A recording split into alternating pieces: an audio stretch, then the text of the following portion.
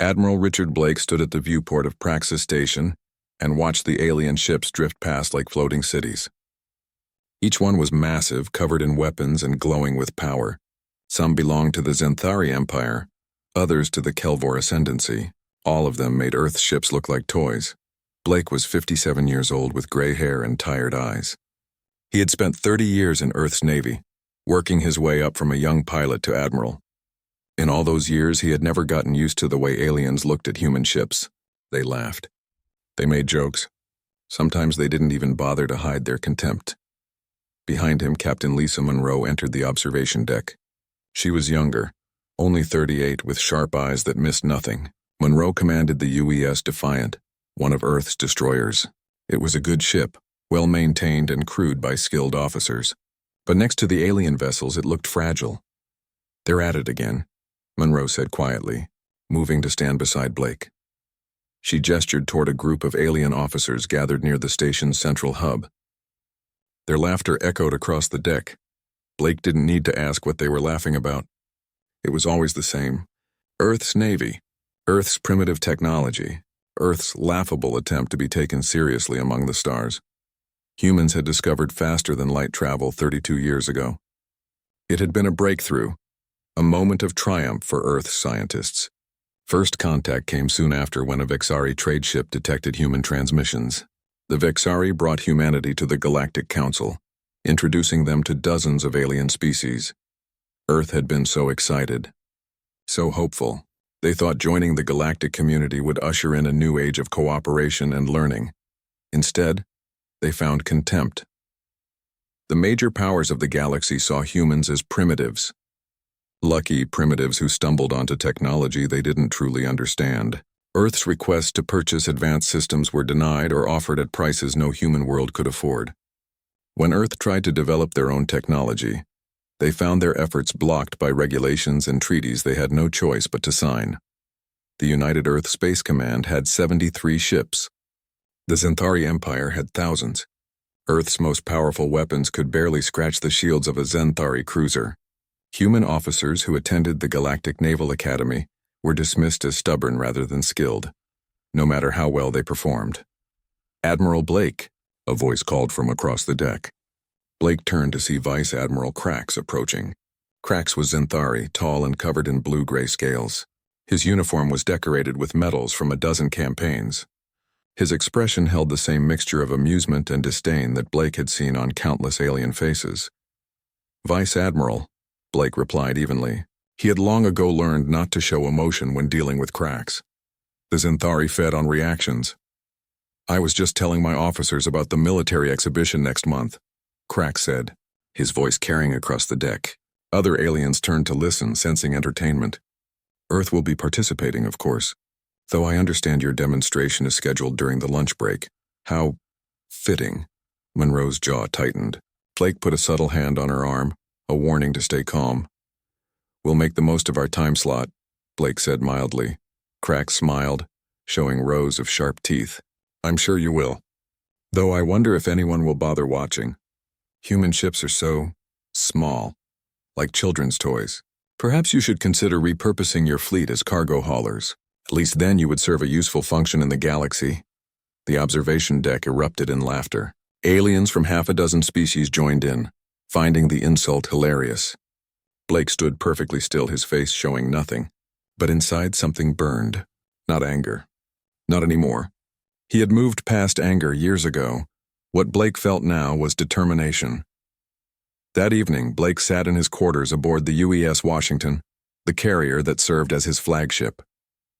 Monroe sat across from him, along with Lieutenant Jack Cameron, one of the Defiant's tactical officers. Cameron was young, only 27, with an aggressive streak that reminded Blake of his younger self. "I wanted to punch him," Cameron said, his hands clenched into fists. "Cargo haulers, like we're not even worth fighting." "That's exactly what he wants," Monroe said. "He wants us to lose control, to give him an excuse to have Earth censured by the Council." "She's right," Blake said. He poured himself a drink, something stronger than usual. "Crax has been looking for a way to marginalize us further for years. We can't give him the satisfaction, so we just take it?" Cameron asked. "We just let them mock us forever?" Blake looked at the young officer for a long moment. Then he stood and walked to his desk. From a locked drawer, he pulled out a datapad. The device was encrypted with the highest level of security Earth possessed. "What I'm about to show you is classified," Blake said. "Only a handful of people in the entire human government know about this. You will not speak of it to anyone. Not your friends, not your family, not even other officers. Is that understood?" Monroe and Cameron exchanged glances. Both nodded. Blake activated the datapad. An image appeared, rotating slowly. It showed a ship unlike anything either officer had seen before. It was enormous, easily 3 times the size of the largest Xanthari dreadnought, but size wasn't what made them stare. The design was wrong, not in a bad way, but in a way that suggested it operated on principles neither of them understood. The hull seemed to shimmer, covered in patterns that hurt to look at directly. Weapons arrays lined every surface, but they didn't look like conventional weapons. Power readings scrolled beside the image, showing numbers that couldn't possibly be real. "What is that?" Monroe whispered. "The future," Blake said simply. 15 years ago, right after first contact, Earth's government made a decision. If we were going to survive in the galaxy, we couldn't do it by playing catch-up with alien technology. We had to innovate. We had to create something they'd never seen before. He zoomed in on the ship's specifications. "This is the UES Goliath, the first of the Titan-class warships.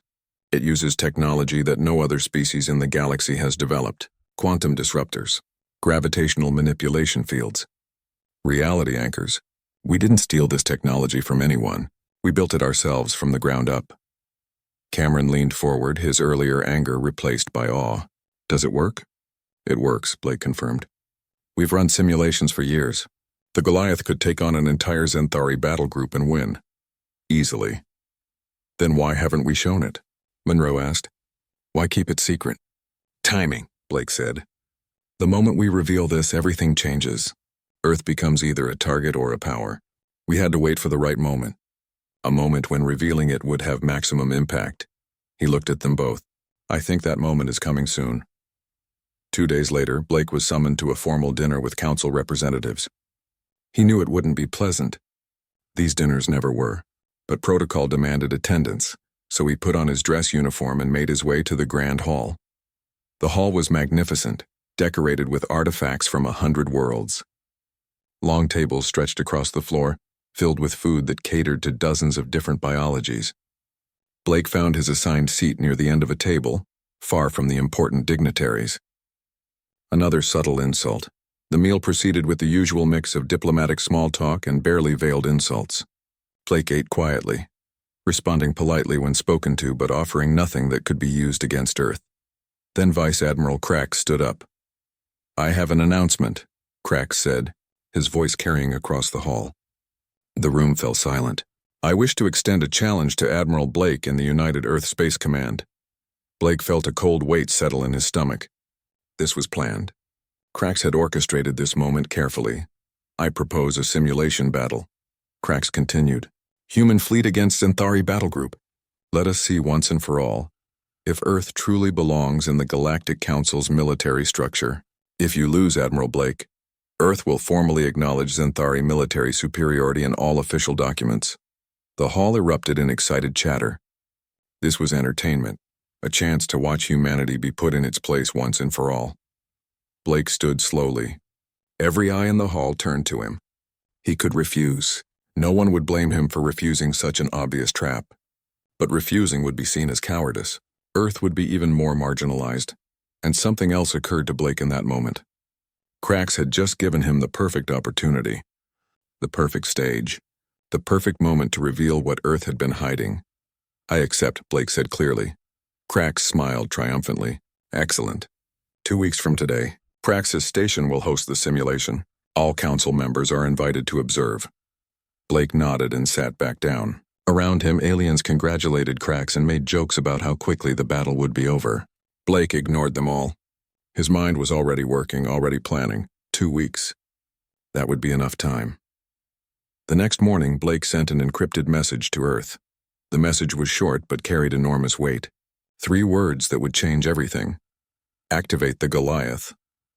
The galaxy had mocked Earth's navy for 32 years. They had laughed at human ships, dismissed human officers, and treated humanity like children playing at war. In 2 weeks, the laughter would stop. The day of the simulation arrived. Praxis Station buzzed with excitement. Observers from across the galaxy had gathered to watch what everyone assumed would be a quick humiliation for Earth. The station's main observation deck was packed with alien dignitaries, military officers, and journalists. Large display screens showed the empty space where the battle would take place. Captain Lisa Monroe stood on the bridge of the UES Defiant, part of the human fleet assembled for the simulation. Her crew was tense. They all knew what was at stake. This wasn't just a military exercise. This was about Earth's entire future in the galactic community. Lieutenant Jack Cameron worked at his tactical station, running final checks on weapon systems. His hands were steady now, but Monroe could see the tension in his shoulders. Good. A little nervousness kept officers sharp. "All ships report ready," Monroe said into her comm. Around her, the small human fleet held formation. 3 destroyers, 2 frigates, and Admiral Blake's carrier, the UES Washington. It looked pitiful compared to what they were about to face. On the other side of the simulation space, Vice Admiral Krax commanded his fleet from the bridge of the Eternal Victory, the pride of the Xanthari Navy. The massive dreadnought stretched nearly 2 kilometers long, bristling with weapons. Around it, 6 heavy cruisers and 12 frigates moved into attack formation. Krax looked at the human ships on his display and smiled. This would be over in minutes. Perhaps he would even be merciful and end it quickly. No point dragging out the inevitable. A neutral council observer opened a channel to both fleets. "The simulation will begin in 60 seconds. All weapons are set to simulation mode. No actual damage will occur, but all systems will register hits and casualties as if in real combat. May the better fleet prevail." Monroe glanced at the countdown timer. 50 seconds. Her palms were sweating. She had seen the classified files on the Goliath. But seeing data was different from seeing the real thing. What if something went wrong? What if the Titan didn't work as advertised? Admiral Blake's voice came through on a private channel. "Captain Monroe, trust the plan, and get ready to see something remarkable." Monroe took a deep breath. "Yes, sir." The countdown reached 0. On Praxis Station, the observers leaned forward, ready to watch Earth's final humiliation. Some had placed bets on how long the humans would last. Most gave them less than 10 minutes. Then every sensor in the system screamed. A new contact appeared on the displays. Something massive was entering the simulation space. The power readings were impossible. The size was wrong. Nothing that large should be able to move, let alone fight. The UES Goliath materialized out of hyperspace. 12 kilometers long, the Titan-class warship dwarfed everything else in the system. Its hull seemed to shimmer with patterns that hurt to look at directly. Weapons arrays covered every surface, but they were unlike anything in the galactic database. And the power signature? Sweet mercy, the power signature. The ship's reactor output registered as high as a small star. Gravitational waves rippled out from its hull, distorting space itself. The Titan wasn't just big. It was operating on physical principles that shouldn't be possible. On Praxis Station, absolute silence fell. Aliens stared at the displays in shock. This couldn't be real. Humans couldn't have built this. It was impossible. On the Eternal Victory, Krax's confident smile vanished. He stared at the tactical display, watching the power readings climb higher and higher. "What is that?" he demanded. "What kind of trick is this?" Admiral Blake's voice came through on all channels, calm and clear. "No trick, Vice Admiral. This is the UES Goliath Titan-class warship. Earth's answer to your question about whether we belong in the Galactic Council. Shall we begin?" Krax felt a cold fear settle in his gut. But he was Xanthari. He was a warrior. He had fought in a dozen campaigns and never retreated. He wouldn't start now, not in front of the entire galaxy. "All ships," Krax ordered. "Open fire on that vessel. Show these humans what real firepower looks like." The Xanthari fleet unleashed everything. Plasma torpedoes streaked through space. Particle beams lanced out at the speed of light. Graviton missiles curved through impossible angles to strike from multiple directions. The void between the fleets lit up like a miniature sun as gigatons of destructive energy hammered into the Goliath. Monroe held her breath, watching from the Defiance bridge.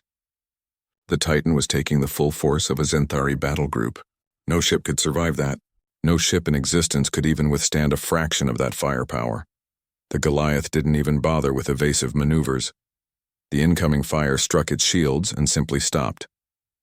Not deflected, not absorbed and radiated away. The energy disappeared, converted directly into additional power for the Titan systems. The gravitational manipulation fields around the Goliath's hull bent space itself, creating pockets of altered reality where conventional weapons simply ceased to function. Lieutenant Cameron stared at his display. The shields aren't even registering damage. Nothing's getting through. Monroe couldn't speak. She had read the specifications, but seeing it in action was something else entirely. Earth had built something that made the rest of the galaxy obsolete. Admiral Blake's voice was still calm. Our turn. Goliath, you are free to engage. The Titan returned fire. The main weapons weren't kinetic. They weren't energy-based. They were quantum disruptors. Weapons that operated on principles the galaxy had never seen. When the first shot hit a Xanthari cruiser, the ship didn't explode. It didn't burn. It simply ceased to exist. One moment the cruiser was there, registering on all sensors. The next moment there was nothing. Not debris, not radiation, just empty space where a warship had been. On Praxis Station, chaos erupted. Observers shouted in disbelief.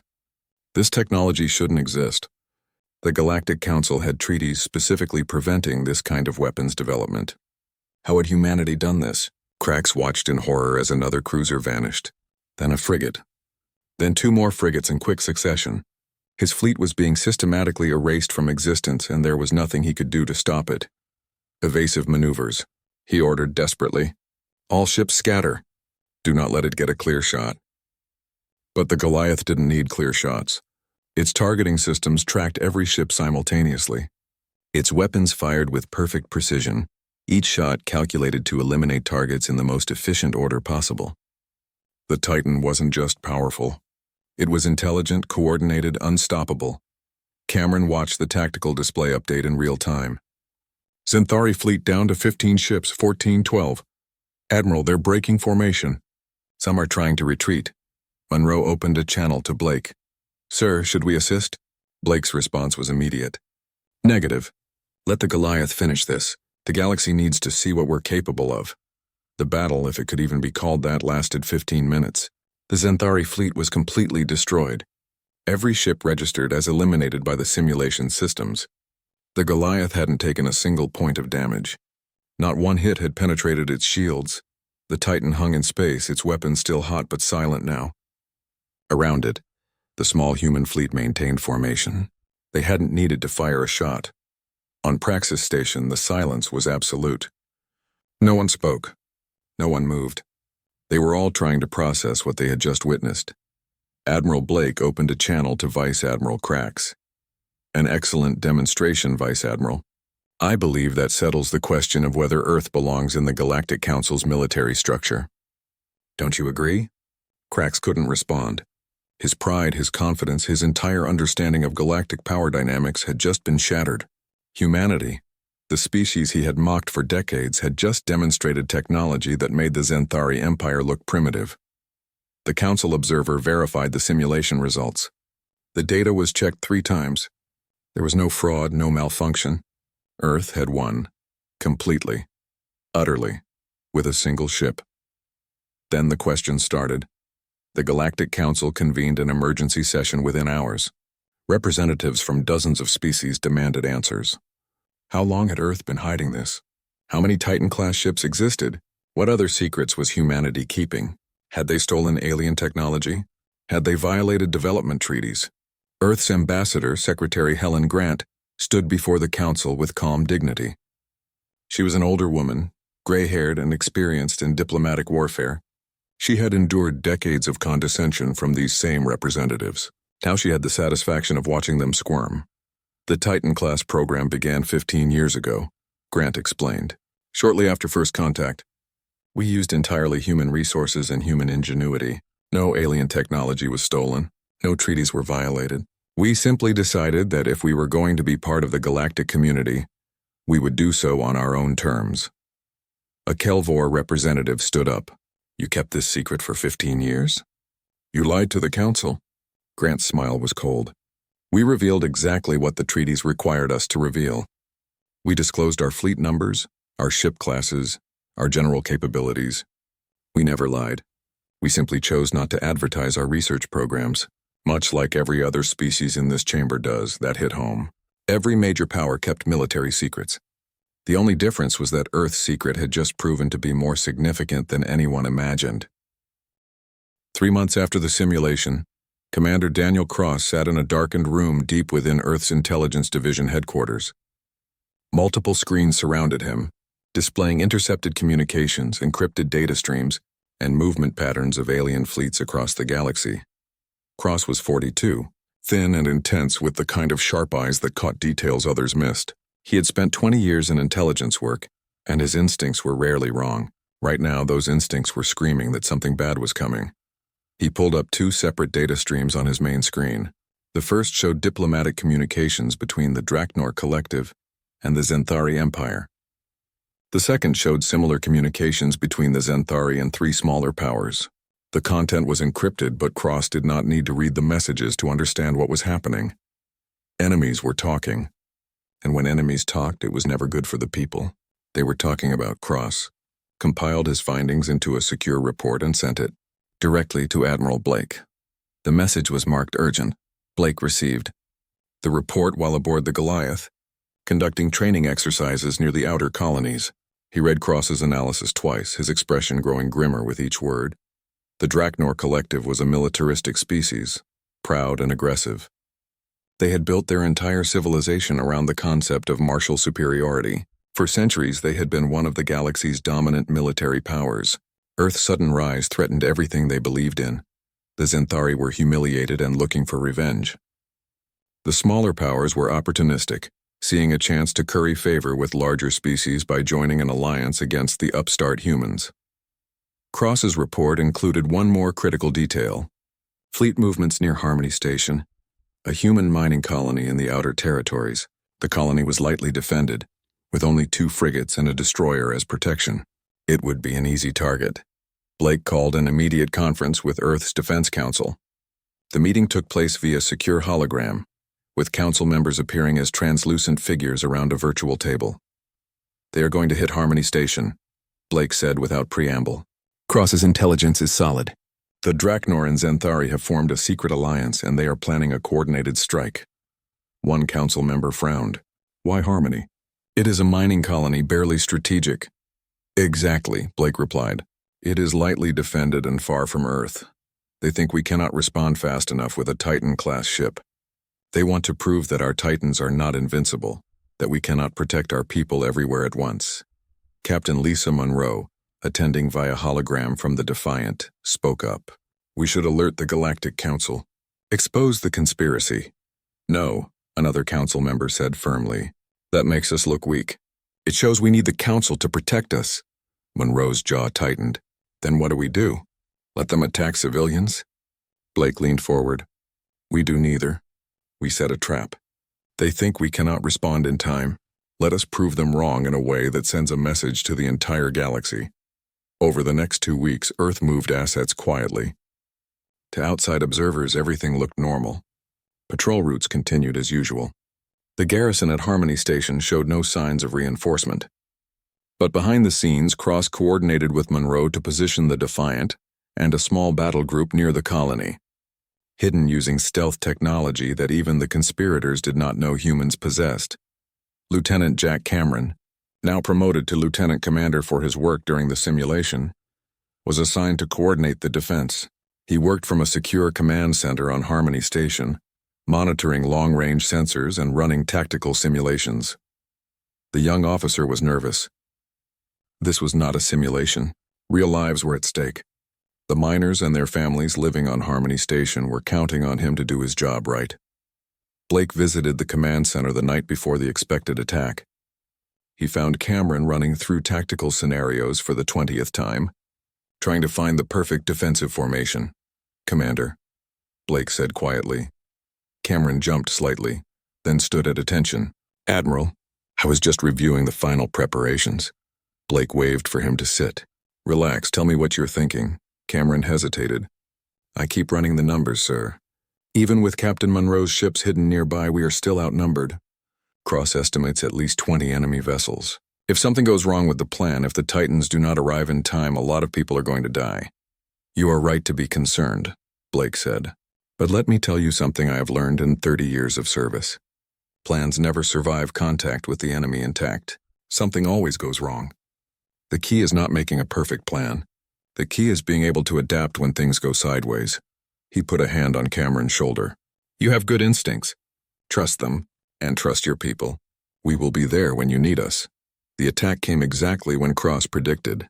27 ships dropped out of hyperspace near Harmony Station. Draknor warships with their distinctive angular hulls. Centauri cruisers still bearing scars from previous battles. Smaller vessels from the Allied powers eager to prove their worth. Leading them was High Admiral Soren of the Centauri Empire. Soren was different from Vice Admiral Krax. Where Krax had been arrogant and dismissive, Soren was calculating and dangerous. He had studied the simulation recording 100 times. He knew what humans were capable of now. That was why he had brought overwhelming force. Soren opened a channel to Harmony Station. This is High Admiral Soren of the Centauri Empire. This is a lawful military action authorized by the Galactic Council. Surrender your station immediately or we will be forced to take it by force. It was a lie. The Council had authorized no such action. But Soren was gambling that by the time the truth came out, it would be too late. The station would be occupied, humanity would be humiliated, and Earth would be forced to accept limitations on their power. Cameron stood in the command center, watching the enemy fleet on his displays. His heart was pounding, but his voice was steady when he responded. Negative, Admiral. We will not surrender to unlawful aggression. If you want this station, you will have to take it. Soren's expression hardened. So be it, all ships open fire. The enemy fleet surged forward. The 2 human frigates and destroyer engaged immediately, fighting with desperate courage, but they were hopelessly outnumbered. Plasma fire hammered their shields. Missiles streaked through space. The defenders fought back, but it was like trying to hold back an ocean with a bucket. Cameron coordinated the defense as best he could, but he was watching his ships take damage. One frigate's shields failed. Warning lights flashed across his board. They needed help, and they needed it now. Then Monroe's voice came through on the command channel. Defiant to Harmony Station. Help has arrived. The hidden battle group decloaked. 5 human ships appeared from nowhere, weapons hot and ready. It helped, but Soren had anticipated possible reinforcements. 27 ships against 8 was still terrible odds. Soren smiled. The humans were fighting hard as expected, but in another few minutes their shields would fail. Then the station would be his. That was when the Titans arrived, not 1, not 2. 5 Titan-class warships exited hyperspace simultaneously, surrounding the enemy fleet. The UES Goliath led them, flanked by the newly operational Atlas, Hercules, Titan, and Valiant. The combined power output of 5 Titans created gravitational waves that rippled through the entire system, setting off alarms on every ship present. Soren's smile vanished. His tactical display showed 5 impossible signatures. 5 ships that could each take on his entire fleet alone. He had calculated for 1 Titan, maybe 2. Not 5. Admiral Blake's voice cut across all channels, calm and absolutely cold. This is Admiral Richard Blake of the United Earth Space Command. You have committed an act of war against human territory. You have attacked civilians. You have 1 opportunity to surrender. I suggest you take it. Supreme Commander Vorgath of the Draknor Collective commanded from his flagship, the Warbringer. Unlike Soren, Vorgath refused to be intimidated. He was Draknor. His people did not surrender. They did not retreat. They fought until victory or death. Warriors of the Draknor, Vorgath roared. We will not be cowed by human tricks. All ships, attack formation. Show them what real warriors look like. Cameron watched from the command center as the Draknor ships charged forward. It was brave. It was also suicide. The Titans opened fire. This was not a simulation. This was not a demonstration. Earth had come to protect its people, and anyone who threatened human lives would face the consequences. The quantum disruptors fired in perfect synchronization. Draknor warships ceased to exist. Centauri cruisers that tried to retreat found their jump drives disabled by gravitational manipulation fields. There was no escape. No mercy for those who attacked civilians. The battle lasted 7 minutes. 27 enemy vessels entered the system. Only 5 Centauri ships remained functional when it was over. and those only because High Admiral Soren transmitted an unconditional surrender before his flagship was destroyed. Blake accepted the surrender. The surviving crews were taken into custody.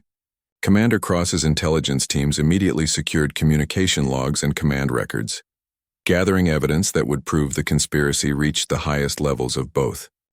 6 months after the battle at Harmony Station, the galaxy looked very different. Earth had secured permanent Security Council status with veto power.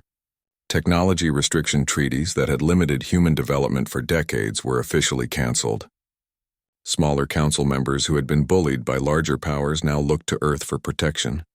Captain Lisa Monroe, recently promoted to Rear Admiral, commanded the Titan battle group that patrolled the core sectors.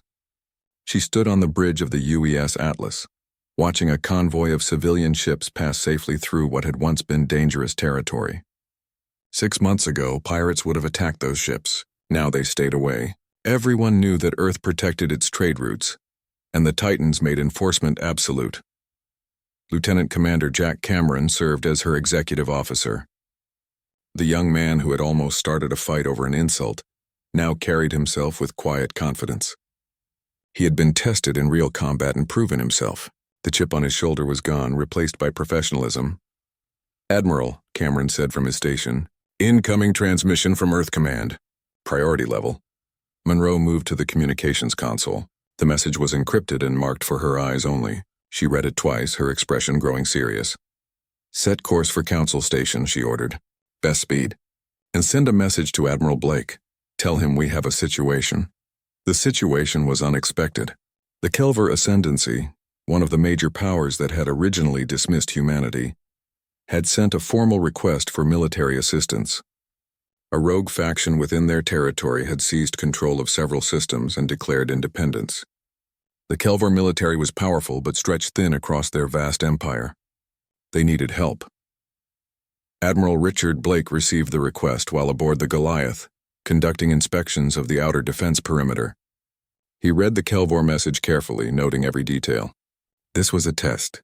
The entire galaxy would be watching to see how Earth used its new power. Some on Earth's Defense Council argued for refusal. Let the Kelvor handle their own problems, they said. The Kelvor had treated humanity with contempt for decades. Why should Earth help them now? But Secretary Helen Grant saw it differently. "This is an opportunity," she said during the emergency council meeting. "We can show the galaxy that Earth's strength comes with responsibility. That we are not vengeful or petty. That we will be reliable allies," Blake agreed.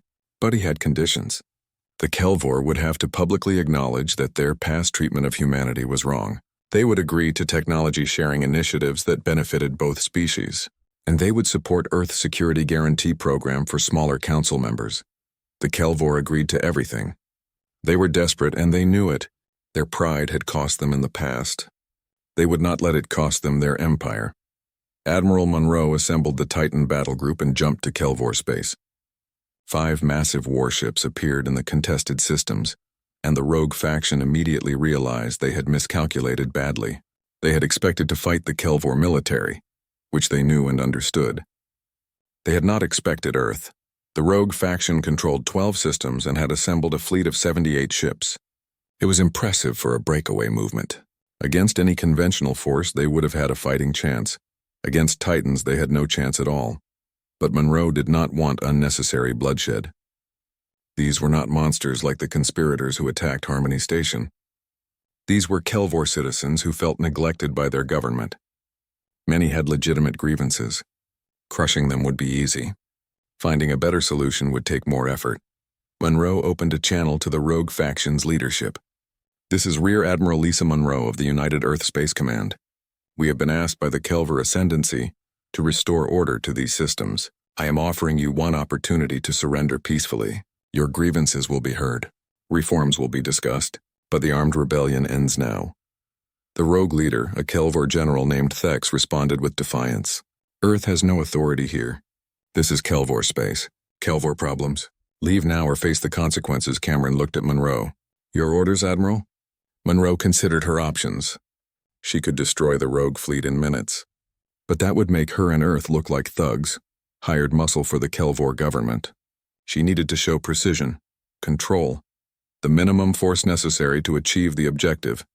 Target their command ships and weapons platforms, Monroe ordered. Disable only. No kills unless absolutely necessary. Show them what precision looks like. The Titans moved into action. Their weapons fired with surgical accuracy. Command ships found their bridge systems disabled. Weapons platforms lost power. Communication relays went offline. The rogue fleet was being systematically dismantled without a single ship being destroyed. General Thex watched in disbelief as his fleet was rendered useless in minutes. His ships were intact but powerless. His weapons were offline. His communications were jammed. The Titans had not even used their devastating quantum disruptors. They were toying with him, showing him that they could have destroyed everything but chose not to. The message was clear. Earth was powerful enough to be merciful. That was more terrifying than simple destruction. Thex transmitted his surrender 3 hours after the operation began. His fleet was escorted to Kelvor custody. Not a single casualty on either side. The rogue systems were returned to Kelvor control peacefully. The military observers from dozens of species who witnessed the operation were stunned. Earth had not just won, they had won with such precision and control that it redefined what modern warfare could look like. Raw power was impressive, but power wielded with perfect restraint was something else entirely. Cameron stood on the bridge of the Atlas after the operation concluded. That was remarkable, Admiral. We could have ended them in minutes, but you chose the harder path. Monroe looked at him. Destroying things is easy, Commander. Building things, protecting things, that is harder. Earth did not build Titans just to blow things up. We built them to protect and preserve. Remember that. Back on Earth, Admiral Blake watched the after-action reports with satisfaction. Monroe had handled the situation perfectly. Earth had demonstrated not just military superiority, but also wisdom and restraint. That would be remembered. Secretary Grant entered his office carrying a datapad. The Kelvor have made good on their promises. Technology sharing agreements are being finalized. They have also publicly endorsed our security guarantee program. 12 smaller species have applied for protection agreements in the last week alone. Blake nodded. Good, but we need to be careful not to overextend. We cannot protect everyone everywhere. We need to be strategic about which commitments we accept. Agreed, Grant said. But there is another development you should know about. Commander Cross has detected something interesting in the orbital shipyards. She brought up an image on the datapad. It showed a massive construction project, something even larger than a Titan-class ship. The hull was only partially complete, but already the scale was staggering. What is that? Grant asked. Blake smiled slightly. The next generation. Larger than a Titan. More powerful. We are calling them Leviathan class. But that project is even more classified than the Titan program was. Only a handful of people know about it. How many are you building? Enough, Blake said. It was the same answer he always gave, and it was always true. 3 weeks after the Kelvor operation, a Zenthari ambassador visited Earth's orbital facilities for a diplomatic meeting. The ambassador was given a tour of the public areas, shown the impressive but conventional shipyards where Earth built its standard vessels. But the ambassador's security clearance did not extend to the restricted sections. Through a viewport, the ambassador caught a brief glimpse of something massive under construction in a sealed dock. The partial hull was larger than anything the ambassador had ever seen. It made Titans look small. When the ambassador asked about it, the human guide smiled politely. That is a classified military project. I am not authorized to discuss it. The ambassador reported the sighting to the Zenthari government. The report caused considerable concern. If Earth was building something larger than Titans, what did that mean for the balance of power? How many of these new ships existed? The question spread through the diplomatic community. Everyone wanted to know what Earth was building. How many ships did they really have? What were their true capabilities? Earth provided no answers. The uncertainty was intentional. Let the galaxy wonder. Let them speculate. Let them fear. As long as no one knew Earth's true strength, no one would be foolish enough to test it. Admiral Blake stood in his quarters aboard the Goliath, looking out at the stars. The galaxy had changed so much in just 1 year. Earth had gone from being mocked to being feared and respected. The Titans had proven themselves in simulation and in real combat. Humanity had secured its place among the stars, but Blake knew this was just the beginning. Other species would develop countermeasures. New threats would emerge. The galaxy never stayed peaceful for long. Earth needed to stay ahead, to keep innovating, to never become complacent. That was why the Leviathan-class program existed. That was why Earth continued to push the boundaries of what was possible. Not because they... 5 years had passed since the Titan-class first appeared over Praxis Station. Admiral Richard Blake stood in a classroom at the Galactic Naval Academy on Zenthar Prime, a place where human officers had once been dismissed and mocked. Now he was here as a guest lecturer, invited by the Academy's leadership to speak about modern naval tactics. The auditorium was filled with young officers from dozens of species. Zenthari, Kelvor, Vexari, and many others sat side by side, all watching Blake with respectful attention. Times had changed. Earth was no longer a joke. Humanity was now studied as an example of what determination and innovation could achieve. Blake finished his presentation about defensive strategies and opened the floor to questions. Hands shot up across the auditorium. A young Kelvor cadet stood up first. "Admiral Blake, is it true that Earth built the Titans because you were underestimated by the galaxy?" Blake considered the question carefully. "No," he said finally. "We built the Titans because we understood something fundamental. Your worth is not determined by what others think of you. It is determined by what you are willing to do to prove yourself. The galaxy underestimated us, yes, but we did not build Titans to prove them wrong. We built Titans to ensure we would never be vulnerable again." A Zenthari cadet raised her hand next. "How many Titan-class ships does Earth currently operate?" Blake smiled slightly. "That information remains classified, but I can tell you this. Earth has built enough to protect our interests and honor our commitments, and we will continue building as long as necessary." The answer satisfied no one, but everyone understood. Earth would keep its secrets. That was their right as a sovereign power. After the lecture, Blake walked through the Academy corridors with Rear Admiral Lisa Monroe, who now held a teaching position at this very institution. Monroe had been appointed as the first human senior instructor, a position that carried enormous prestige. "It is strange being here," Monroe said as they walked. "I attended this academy 15 years ago. My instructors told me I was stubborn, not talented. They said I only succeeded through sheer persistence, as if that was somehow less worthy than natural ability. And now you are teaching their students," Blake observed. Monroe nodded. "The galaxy has a short memory. They forgot how they treated us as soon as we demonstrated power. But I have not forgotten, and I make sure my students understand that respect must be earned, not assumed." They reached a viewport overlooking the orbital space above Zenthar Prime. 3 Titan-class vessels were visible in the distance, conducting joint training exercises with Kelvor and Zenthari ships. The sight would have been unthinkable 5 years ago.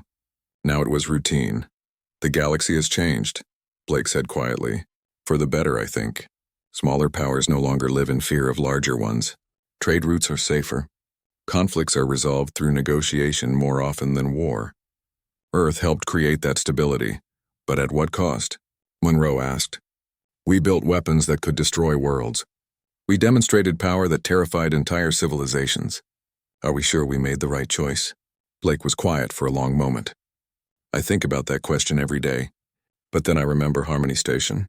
I remember the miners and their families who would have died if we had not been there. I remember the Kelvor systems we saved from civil war.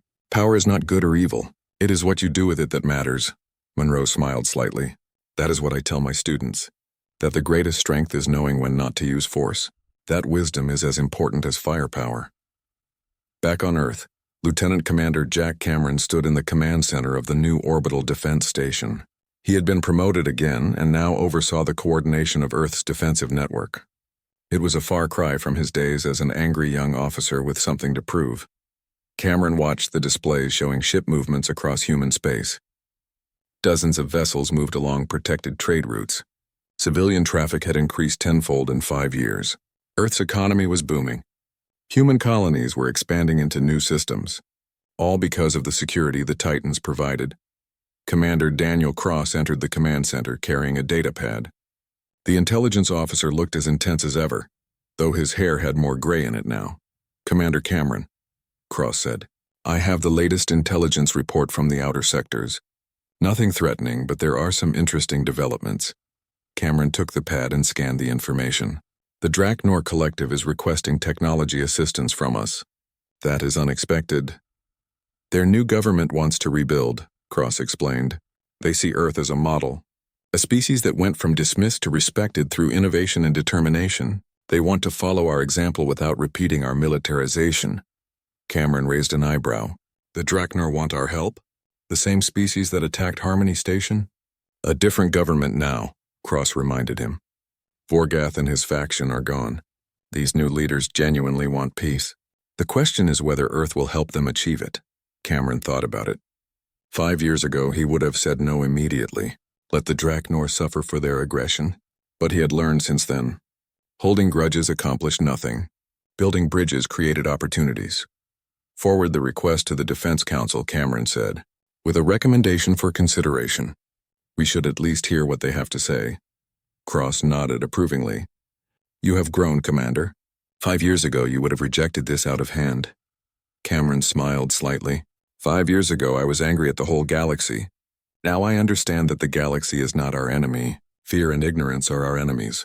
And you fight those with patience and example, not weapons. In the classified shipyards orbiting Mars, the first Leviathan-class warship was nearing completion. The ship was even more massive than the Titans, incorporating technologies that pushed the boundaries of physics itself. But unlike the Titan program, which had been kept completely secret until revealed, the Leviathan program was handled differently. Earth had learned that some secrets were better partially revealed. Rumors of the new ship class had been carefully leaked through diplomatic channels. Alien intelligence services had been allowed to catch glimpses of the construction. The uncertainty served Earth's interests better than complete secrecy would have. Let the galaxy wonder.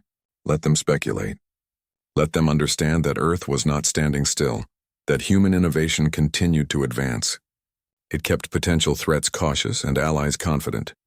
Secretary Helen Grant stood before the Galactic Council, addressing the Assembly for the final time before her retirement. She had served Earth's diplomatic corps for 40 years, through first contact, through decades of dismissal and contempt, and finally through the transformation that made humanity a power to be reckoned with. 5 years ago, Grant said, her voice carrying across the chamber, Earth revealed the Titan-class warships. Many of you were shocked. Some were frightened. Others were angry. You asked how we had developed such technology in secret. You questioned our intentions. She looked around the chamber, meeting the eyes of representatives from dozens of species. 5 years later, I think the answer is clear. Earth built power not to dominate, but to protect. We demonstrated that power not to threaten, but to establish respect. And we have used that power not to conquer, but to create stability. A Kelvor representative stood. Secretary Grant, on behalf of the Kelvor Ascendancy, I want to thank Earth for its assistance during our internal crisis. Your intervention saved millions of lives. Your restraint showed wisdom beyond measure. Other representatives added their own acknowledgments. Even the Zenthari, once humanity's greatest critics, expressed appreciation for Earth's contributions to galactic security. Grant accepted the praise gracefully, but she also issued a warning. Earth will continue to be a reliable ally and protector, but do not mistake our patience for weakness. Do not confuse our preference for peace with inability to wage war. The Titans exist to remind everyone of what humanity is capable of. We hope never to use them again in anger. But we will use them if necessary, the message was clear. Earth had earned respect through demonstration of power. They would maintain that respect through consistent, principled action. And they would defend that respect against anyone foolish enough to challenge it. Admiral Blake returned to the Goliath after his visit to the Academy. The Titan hung in space above Earth, a symbol of human achievement and determination. Blake walked the corridors of the massive ship, greeting crew members and inspecting systems. This was his home more than any planet could be. He eventually made his way to the observation deck, a space set aside for crew to contemplate the stars. Blake stood at the viewport, looking out at Earth floating below. The blue and green world that had been dismissed as primitive, that had been mocked and marginalized, now commanded respect from the entire galaxy. Monroe joined him via hologram, her image appearing beside him. Admiral, I wanted to thank you. For everything. For believing in me when others did not. For showing me that strength without wisdom is just violence. Blake smiled. You earned your position through your own merit, Admiral Monroe. I just gave you the opportunity to show what you could do. Everything else was you. What do you think the next 5 years will bring? Monroe asked.